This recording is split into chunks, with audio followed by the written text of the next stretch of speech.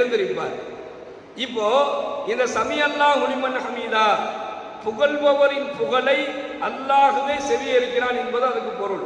யார் அல்லாஹுவை புகழ்கின்றார்களோ அவர்களுடைய புகழை அல்லாஹ் கேட்கின்றான் என்பது இந்த சமிஅல்லாஹு லிமன் ஹமீதா என்பதற்கு உண்டான பொருள்.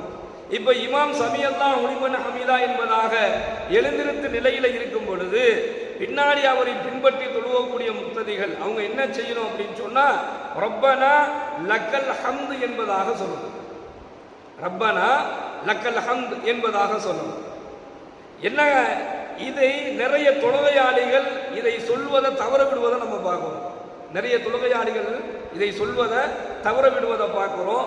இன்னும் நிறைய தொழுகையாளிகளுக்கு இது சொல்லணும் அப்படிங்கக்கூடிய விஷயமே தெரியாமல் இருக்கக்கூடிய தொழுகையாளிகளையும் பார்க்கிறோம். தெரியாமல் அதை விடுவதோ அல்லாஹ் அதை மன்னிச்சிருவான். ஆனா சமிஅல்லாஹு லிமன் ஹமீதா என்பதாக இமாம் எழுந்திருக்கும் பொழுது ரப்பனா லக்கல் ஹம்து என்பதாக சொல்லும் பொழுது அந்த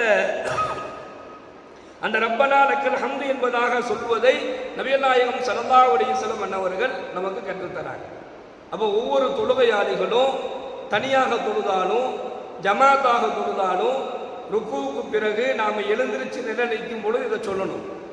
இதை சொல்லும் பொழுதுதான் தொழுகையில் ஒரு நிதானம் ஏற்படும். தொழுகையில் ஒரு நிதானம் ஏற்படும்.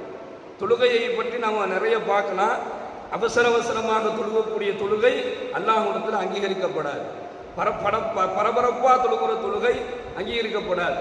தொழுகையில நிதானம் தேவை என்பதாக ஸல்லல்லாஹு அலைஹி வஸல்லம் சொல்றாங்க. தொழுகையை நிதானிச்சு தொழுகணும், பொறுமையா தொழுகணும். தொழுகையிலேயே அல்லாஹ் விரும்பக்கூடிய தொழுகை எது அப்படின்னு சொன்னா நீண்ட நேரம் தொழுகக்கூடிய தொழுகை.